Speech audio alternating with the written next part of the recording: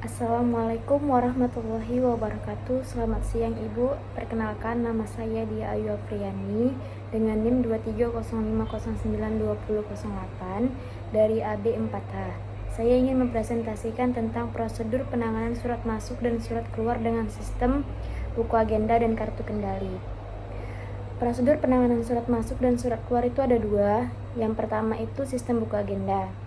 Sistem buku agenda adalah suatu buku yang dipergunakan untuk mencatat surat-surat masuk dan surat keluar dalam satu tahun, dan petugas yang mengagendakan surat disebut agendaris. Yang kedua itu sistem kartu kendali. Sistem kartu kendali adalah istilah lain yang sering dipakai untuk nama kearsipan pola baru. Kartu kendali adalah lembar isian yang digunakan untuk pencatatan surat. Berikut ini prosedur penanganan surat masuk dengan sistem buku agenda. Yang pertama itu ada penerimaan surat. Ini biasanya dilakukan oleh mereka yang bekerja di bagian depan atau front office seperti satpam dan resepsionis. Kemudian itu ada penyortiran. Jadi setelah surat diterima, selanjutnya surat dipisahkan berdasarkan alamat yang dituju. Kemudian pengagendaan atau pencatatan surat. Pencatatan surat ini dilakukan dengan menggunakan buku agenda.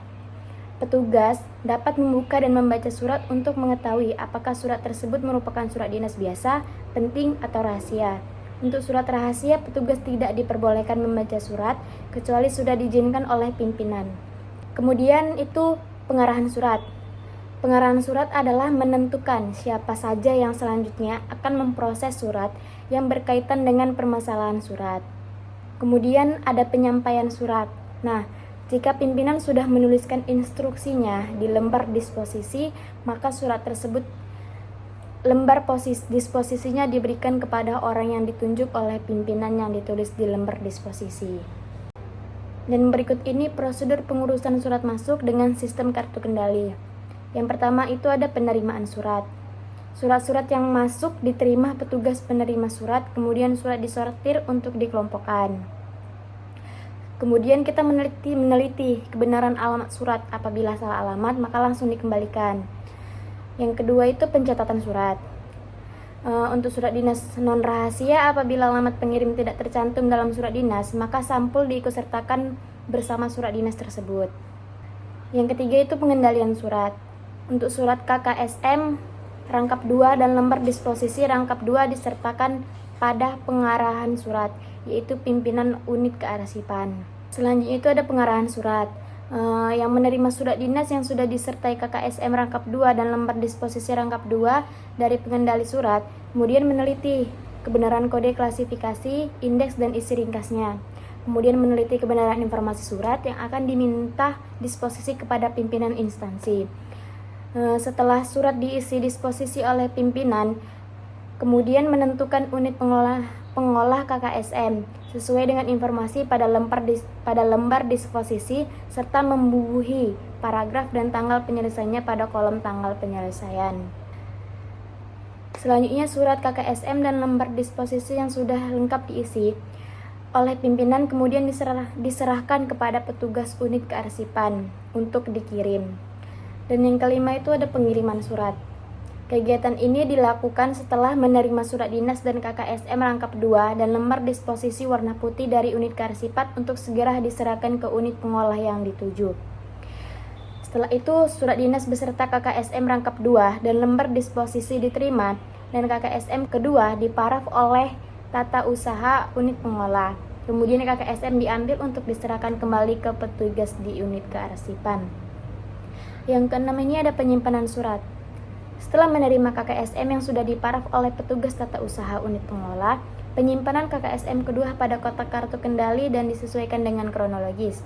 Apabila surat merupakan surat rahasia atau pribadi, maka lembar pengantaran disimpan berdasarkan unit pengolah dan disusun secara kronologis. Kemudian untuk menangani surat keluar, berikut ini prosedur penanganan surat keluar di sistem buku agenda. Yang pertama itu pembuatan konsep. Konsep surat sering disebut sebagai draft. Saat pengetikan belum menggunakan komputer atau masih menggunakan mesin tik manual atau mesin tik elektrik, untuk membuat surat dinas harus dibuat dulu konsepnya secara tertulis di atas kertas bergaris atau kertas buram. Hal ini karena jika langsung diketik terjadi banyak kesalahan. Yang kedua itu ada persetujuan konsep. Nah, jika konsep surat dibuat oleh konseptor atau bawahan, maka konsep tersebut harus mendapatkan persetujuan dari pimpinan. Tujuannya adalah memeriksa apakah konsep surat tersebut sudah sesuai atau perlu diperbaiki atau dikoreksi. Yang ketiga itu ada pencatatan surat. Konsep surat yang sudah mendapatkan persetujuan dari pimpinan, selanjutnya dicatat ke dalam buku agenda, surat keluar untuk diregistrasi atau didaftarkan. Hal ini bertujuan untuk menempatkan nomor surat dari agendari sesuai dengan aturan pemberian nomor surat yang berlaku di kantor tersebut. Yang keempat itu ada pengetikan konsep surat. Konsep surat yang telah mendapatkan persetujuan pimpinan dan mempunyai nomor surat selanjutnya dapat diserahkan kepada jurutik untuk diketik dengan rapi. Kemudian yang kelima itu ada pemeriksaan pengetikan. Jurutik harus memeriksa pengetikannya sebelum surat tersebut diprint atau dicetak. Jangan sampai ada kesalahan pengetikan sekecil apapun. Yang keenam itu penandatanganan surat. Jadi, setelah surat sudah selesai diketik dengan rapi, maka pejabat yang berwenang atau yang bertanggung jawab terhadap surat tersebut akan membubuhkan tanda tangan di atas nama. Yang ketujuh itu ada pemberian cap dinas. Surat yang telah ditandatangani oleh penanggung jawab selanjutnya diberi cap atau stempel sebagai tanda surat yang sah.